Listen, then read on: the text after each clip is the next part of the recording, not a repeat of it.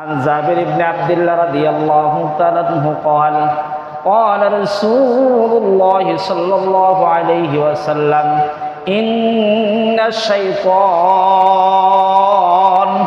নিশ্চয়ই বিতাড়িত শয়তান قد أئس أن يعبده المصلون في جزيرة العرب আজকের দিনে শয়তান নিরাশ হয়ে গেছে এই জাজিরাতুল আরবের মুসল্লিরা তার ইবাদত করবে। জাজিরাতুল আরবের মুসল্লিরা ন্যাংটা হইয়া বাইতুল্লাহ জিয়ারত করবে, মূর্তি নিয়ে বাইতুল্লাহ জিয়ারত করবে, মূর্তি পূজা করবে। এইটা আর এই জাজিরাতুল আরবের মাঝে হবে না। সুবহানাল্লাহ। তবে এই জাজিরাতুল আরবের মাঝেও কিছু কিছু ফিতনা শয়তান ছড়াবে, আর এই ফিতনা ছড়ানো দেখেই সে খুশি থাকবে। এখন আসুন, এই দিন অর্থাৎ আরাফাতের দিন, বিদায় হজের আরাফাতের দিন শুক্রবারের দিন ছিল। আসরের নামাজের পরে মাগরিবের পূর্বে নবীজি জাবালে রহমতের পাহাড়ের উপরে বসা। এই সময় পবিত্র কুরআনুল কারীমের সূরা মায়েদার ৩য় নম্বর আয়াতে কারিমা নাজিল হয়। আল্লাহর হাবিব সাল্লাল্লাহু আলাইহি ওয়াসাল্লাম বিদায় হজের ভাষণের দিন আযাবা নামক উটনির উপরে বসা। আযাবা নামক উটনির উপরে বসে জাবালে রহমত পাহাড়ের মাঝে দাঁড়াইয়া আল্লাহর হাবিব সাল্লাল্লাহু আলাইহি ওয়াসাল্লাম বিদায় হজের ভাষণ দিতেছে। ওই বিদায় হজের ভাষণ যখন দেয় শুক্রবারের দিন আসরের পরে মাগরিবের পূর্ব মুহূর্তে সূর্য অস্ত যাওয়ার সময়, দোয়া কবুলের সুন্নত সময়, ওই সময় নবীদের কাছে হযরতে জিবরাইল চলে আসে। নবীদের কাছে হযরতে জিবরাইল আমিন আলাইহিস সালাম এসে নবীদের কাছে ওহীর মাধ্যমে জানিয়ে দেয়, আল-ইয়াউমা আকমালতু লাকুম দীনাকুম ওয়া আতমামতু আলাইকুম নি'মাতি ওয়া রাদিতু লাকুমুল ইসলাম দীনা। আল-ইয়াউমা আকমালতু লাকুম দীনাকুম, আজকের দিনে দিনকে পরিপূর্ণ করে দেওয়া হলো, জীবন ব্যবস্থাকে পরিপূর্ণ করে দেওয়া হলো। ওয়া আতমামতু আলাইকুম নি'মাতি, আর তোমাদের উপরে আমার নিয়ামতকেও পরিপূর্ণ করে দিলাম। ওয়া রাদিতু লাকুমুল ইসলাম দীনা, আর ইসলামকে তোমাদের জন্য একমাত্র মনোনীত জীবন ব্যবস্থা হিসেবে আমি আল্লাহ তাআলা নির্বাচিত করে দিলাম। সুবহানাল্লাহ। এই দিনের আয়াত এটি। তো মেরে মুহতারাম ভাইও, আরাফাতের ময়দানে হুজ্জাতুল বিদা এই ছিল সারসংক্ষেপ 15টি পয়েন্ট। এরপর 10ই জিলহজ কুরবানির দিন নবীজি সাল্লাল্লাহু আলাইহি ওয়াসাল্লাম উম্মতের জন্য 4টি ভাষণ দিয়েছেন। এই 4টি ভাষণের 17 নাম্বার 16 নাম্বার নবীজি সাল্লাল্লাহু আলাইহি ওয়াসাল্লাম এই ভাষণের প্রথমেই উম্মতদেরকে বলেন, ইন্না ইদ্দাতাশ শুহুরি ইনদাল্লাহি 12 শাহরান ফি কিতাবিল্লাহ ইয়াউমা খালাকাস সামাওয়াতি ওয়াল আরদি মিনহা আরবাআতুন হুরুম। অর্থাৎ 12 মাসে যে 1 বছর হয় কালচক্র, এই ব্যাপারে নবীজি জানায়া দেয় আসমান জমিন যেই দিন সৃষ্টি করা হয়েছে সেই দিন থেকে আল্লাহ সুবহানাহু ওয়া তাআলার এই নিজাম চলে আসতেছে। এর ভিতরে 4টি মাস হলো বড় সম্মানিত, 3টি মাস হলো একটানা লাগাতার। তো একটানা লাগাতার এই 3টি মাস হলো জিলকদ, জিলহজ এবং মুহররম এর পরবর্তী মাস, আর আরেকটা মাস হইতেছে রজব। এই 4টি মাস হলো সম্মানিত মাস। আল্লাহর হাবিব সাল্লাল্লাহু আলাইহি ওয়াসাল্লাম ইয়াউমুন নাহার 10ই জিলহজ কুরবানির দিন উম্মতের জন্য যে 17 নম্বর নির্দেশনা দিয়েছিলেন, ওই 17 নম্বর নির্দেশনা আমার নবীজি সাল্লাল্লাহু আলাইহি ওয়াসাল্লাম সাহাবায়ে কেরাম রাদিয়াল্লাহু তাআলা আজমাইন এবং উম্মতদেরকে সতর্ক করে জানায়া দেয়, ওরে সাহাবায়ে কেরাম, ওরে উম্মতের দল, শুনো শুনো শুনো, সত্তর তোমরা তোমার রবের সাথে মিলিত হবে, অতি সত্তর তোমরা তোমাদের প্রতিপালকের সাথে সাক্ষাৎ করবে। সুবহানাল্লাহ। অতঃপর তিনি তোমাদেরকে তোমাদের আমল সম্পর্কে জিজ্ঞাসা করবে। রবের সাথে যখন সাক্ষাৎ করবে আল্লাহ তাআলা তোমাদেরকে তোমাদের আমল সম্পর্কে জিজ্ঞাসা করা হবে। আর সেই দিন আমল নামা যখন জিজ্ঞাসা করা হবে সেই দিন ছোট থেকে ছোট একটা আমল এবং বড় আমল কোনোটাই সেই দিন পার পাওয়া যাবে না। গুনাহের কাজও সেই দিন বাকি পড়বে না, নেকের কাজও বাকি পড়বে না। সুম্মা ইলাইহি তুরজাউন, নির্দিষ্ট একটা সময় পরে তোমরা তোমাদের রবের কাছে চলে যাবে। ওই রবের কাছে চলে যাওয়ার পরে সুম্মা লাতুসআলুন্না ইয়াওমাইযিন আনিন নাঈম, আল্লাহ সুবহানাহু ওয়া তাআলা তোমাদেরকে নিয়ামত সম্পর্কে জিজ্ঞাসা করবে। আল্লাহ তাআলা নিয়ামত সম্পর্কে জিজ্ঞাসা করে বলবে, আমাকে জিজ্ঞাসা করে বলবে, ওরে আবুল বাশার, তোরে দুইটা চোখ দিছিলাম, এই দুইটা চোখ দিয়ে আমি মালিকের কি শুকরিয়া আদায় করছস? এই জবান তোরে দিছিলাম, এই জবান দিয়ে আমি মালিকের কতটা শুকরিয়া আদায় করছস? তোরে হাত দিছিলাম, পা দিছিলাম, এত দামি দামি অঙ্গ প্রত্যঙ্গ দিয়েছিলাম, এই দামি অঙ্গ প্রত্যঙ্গগুলি দিয়া আমি রবের কি নিয়ামতের শুকরিয়া আদায় করছস? আজকে ওই আমল নামার হিসাব দে। ওমাই ইয়ামাল মিসকালা যাররাতিন খায়রান ইয়ারা, সেই দিন যেই ব্যক্তি সামান্য থেকে সামান্য পরিমাণ নেক আমল করবে, ওই সামান্য থেকে সামান্য পরিমাণ নেক আমল সেই দিন আল্লাহ সুবহানাহু ওয়া তাআলা সামনে উপস্থিত করবে। সামনে উপস্থিত কইরা দেখাবে, অমুক দিন অমুক জায়গায় অমুকরে 2টা টাকা তুমি দিছিলা, অমুক দিন অমুক জায়গায় অমুকরে সালাম দিছিলা, দুনিয়ার ওই জমিনের মাঝে দাঁড়াইয়া তুমি ভালো একটা কথা বলেছিলা, নেকের কথা বলেছিলা, এই যে আমল তুমি দেখো, এই যে তোমার আমল দেখো। ওমান ইয়ামাল মিসকালা যাররাতিন শাররান ইয়ারা, সেই দিন আল্লাহ সুবহানাহু ওয়া তাআলা আমাদের বদ আমলগুলিও দেখাবে।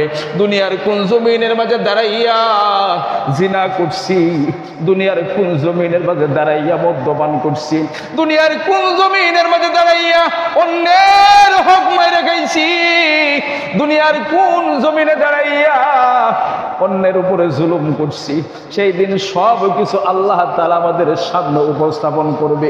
সেই দিন সব কিছু উপস্থাপন করে আল্লাহ তাআলা বলবে, দেখ দেখ দেখ তোদের উপরে আমি কোনো জুলুম করছি নাকি? সেই দিন আমরা বলবো, মালি হাযাল কিতাব, এটা কেমন আমল নামা, আমার জীবনের ছোট্ট একটা গুনাহ বাদ পড়ে নাই, আমার জীবনের বড় একটা গুনাহ পর্যন্ত বাদ পড়ে নাই। সেই দিন আল্লাহ তাআলা আমাদের কারো উপর কোনো অবিচার করবে না।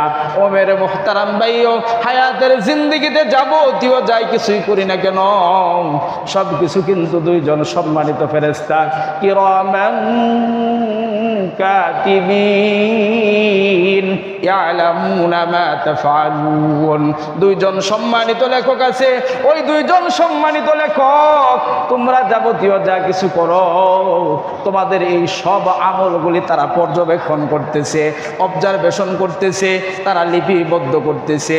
কিরামান কাতিবিন ইয়ালামুনা মা তাফআলুন ইন্নাল আবরারা লাফি নাঈম ওয়া ইন্নাল ফুজ্জারা লাফি জাহিম।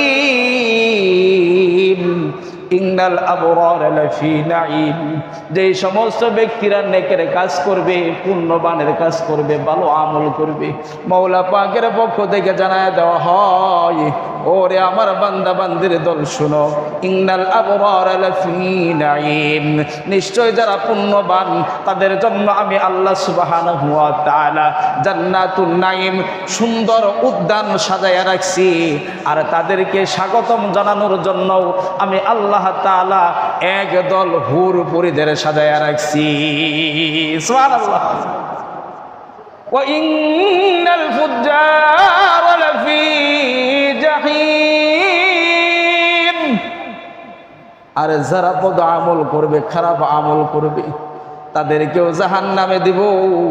তাদের জন্য জাহান্নামে একদল ফেরেশতা সাজায়া রাখছে। ওই জাহান্নামের ফেরেশতারা তাদেরকে সেই দিন যখন ধরে ধরে নিয়ে যাবে, ওয়াসিকাল্লাযীনা কাফারু ইলা রাব্বিহিম ওয়াসিকাল্লাযীনা কাফারু, সেই দিন যারা কাফেরেরা বলবে, ওই কাফেরেরা বলবে যখন ওই জাহান্নামের ফেরেশতারা তাদেরকে নিয়ে যাবে জুমারা, বলে কেমনে নিবে? বলে হাকাইয়া হাকাইয়া, টাইনা টাইনা, হেসরাইয়া হেসরাইয়া জাহান্নামের দিকে নিয়ে যাবে। নাউজুবিল্লাহ। এটা ছিল নবী সাল্লাল্লাহু আলাইহি ওয়াসাল্লামের বিদায় হজের ভাষণের 17 নম্বর পয়েন্ট। এই 17 নম্বর পয়েন্টের শেষের দিকে আল্লাহর হাবিব সাল্লাল্লাহু আলাইহি ওয়াসাল্লাম আমাদের সবাইকে উদ্দেশ্য করে জানায়া দেয়, ওরে আমার উম্মতেরা শুনো, ওরে সাহাবায়ে কেরামের দল তোমরা শোনো, আল মুসলিমু আখুল মুসলিম, এক মুসলমান অপর মুসলমানের ভাই, লা ইয়াযলিমুহু লা ইয়াযলিমুহু ওয়ালা ইয়াখযুলুহু ওয়ালা ইয়াহকিরুহু, এক মুসলমান আরেক মুসলমানের ভাই। সিবাবুল মুসলিমু ফুসুক, এক মুসলমান অপর মুসলমানকে গালি দেওয়া এটা ফাসিকি কাজ, নাউযুবিল্লাহ। এক মুসলমান অপর মুসলমানকে গালি দেওয়া ফাসিক। সিবাবুল মুসলিমি ফুসুক, এক মুসলমান অপর মুসলমানকে গালি দেওয়া ফাসিকি কাজ। ওয়াকিতালুহু কুফর, আর এক মুসলমান অপর মুসলমানের সাথে যুদ্ধ বিগ্রহে লিপ্ত হওয়া এটা হলো কুফরির নামান্তর, নাউযুবিল্লাহ। মুসলমান মুসলমানকে গালি দেওয়া ফাসিকি, মুসলমান মুসলমানের সাথে ঝগড়া করা কুফরির নামান্তর, মুসলমান মুসলমানের সাথে যুদ্ধে লিপ্ত হওয়া কুফরির নামান্তর। এরপর আল্লাহর হাবিব জানায়া দেন, আল মুসলিমু আখুল মুসলিম, এক মুসলমান অপর মুসলমানের ভাই, লা ইয়াযলিমুহু, একে অপরের উপরে জুলুম করবে না, অত্যাচার করবে না, অবিচার করবে না, ওয়ালা ইয়াখযুলুহু, একে অপরকে অপমানিত করবে না, ওয়ালা ইয়াহকিরুহু, এবং একে অপরকে তুচ্ছ তাচ্ছিল্য করবে না, লাঞ্ছনা করবে না, ছোট করবে না। মুসলমান একে অপরের ভাই, কারো উপর কেউ জুলুম করিও না, কাউরে কেউ অপমান করিও না, কাউরে কেউ ছোট কইরা দেইও না, তুচ্ছ তাচ্ছিল্য করে দেখিও না। আল্লাহর হাবিব বিদায় হজের ভাষণে জানায়া দেয়, ওরে উম্মতেরা শুনো, এক মুসলমান অপর মুসলমানের উপরে জুলুম করা, ছোট কইরা দেখা, তুচ্ছ তাচ্ছিল্য করা, সব কিছুর শরীয়তের হুকুম হলো হারাম, নাউযুবিল্লাহ। কিন্তু আমাদের সমাজ ব্যবস্থার দিকে যদি তাকানো হয়, তাহলে আমরা সুযোগ পাইলেই কিন্তু জুলুম করা ছাড়ি না, সুযোগ পাইলেই অপমান করা ছাড়ি না, সুযোগ পাইলেই তুচ্ছ তাচ্ছিল্য করা ছাড়ি না। কথাটা সত্য কি? এরপরে আসো বিদায় হজের ভাষণ। আল্লাহর হাবিব সাল্লাল্লাহু আলাইহি ওয়াসাল্লাম উম্মতের জন্য যে সমস্ত গুরুত্বপূর্ণ নির্দেশনা দিয়েছিলেন, এর মাঝে 18 নম্বর নির্দেশনা আমার নবী সাল্লাল্লাহু আলাইহি ওয়াসাল্লাম নবুয়তের রিসালাতের শেষ ঘোষণা দিচ্ছে, নবুয়তের রিসালাতের শেষ ঘোষণা দিয়ে দিচ্ছে। এই ব্যাপারে হযরত আনাস রাদিয়াল্লাহু তাআলা আনহু এর সনদে বর্ণিত হাদিস।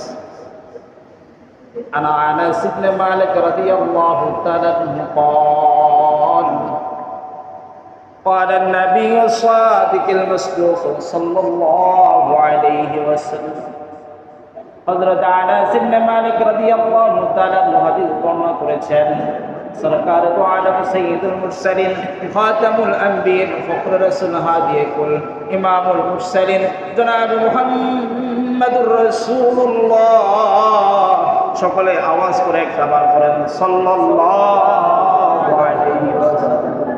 নবীজি আমার ইরশাদ করেছেন, আনা খাতামুন নবী, আনা খাতামুন নবী, আমি হলাম সর্বশেষ নবী, আমি হলাম সর্বশেষ নবী। লা নবিয়্যা বাদি, আমার পরে আর কোন নবী, আমার পরে আর কোন নবী নাই। এরপর আমাদেরকে উদ্দেশ্য করে বলে, ওরে সাহাবায়ে কেরাম তোমরা শুনো, তোমরাই হলে সর্বশেষ উম্মত, তোমাদের পরে আর কোন উম্মত নাই। সুবহানাল্লাহ, আমরা তাহলে সর্বশেষ উম্মত।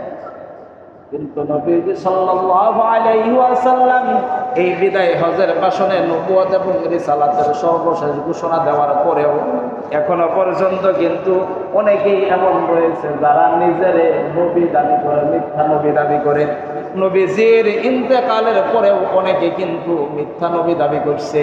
এর ভিতরে মুসলমানের সাইনবোর্ড দিয়া, মুসলমানের ব্যানার দিয়া অন্যতম ভাবে নিজেদেরকে মুসলমান হিসাবে দাবি করে গোলাম আহমদ কাদিয়ানির একটা দল, নাউজুবিল্লাহ, গোলাম আহমদ কাদিয়ানির একটা দল, যারা কাদিয়ানি নিজেদেরকে মুসলমান দাবি করে, মুসলমানদের মতোই মসজিদ।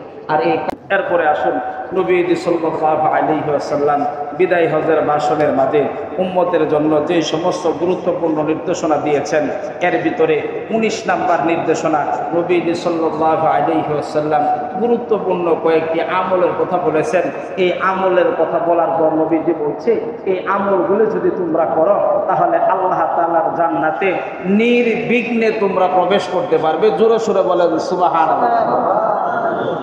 আল্লাহর হাবিব সাল্লাল্লাহু আলাইহি ওয়াসাল্লাম বিদায় হজের ভাষণের মাঝে উম্মতের জন্য যে সমস্ত গুরুত্বপূর্ণ নির্দেশনা দিয়েছেন, এর মাঝে 19 নাম্বার নির্দেশনা হলো আল্লাহর হাবিব সাল্লাল্লাহু আলাইহি ওয়াসাল্লাম জানায় দেয়, সল্লু খামসা সালাওয়াত, তোমরা 5 ওয়াক্ত নামাজ আদায় করো। কয় ওয়াক্ত? 5 ওয়াক্ত নামাজ আদায় করো। রমাদান, পবিত্র মহিমান্বিত সম্মানিত রমজান মাসে রোজা রাখো। ওয়াতুজ যাকাত, তোমরা যাকাত আদায় করো। ওয়াউলিল আমরি মিনকুম, আর তোমাদের নেতা যারা হবে তোমাদের নেতাদের আনুগত্য করো, তোমাদের নেতাদের আনুগত্য করো। এটা একটু পরে বলতেছি।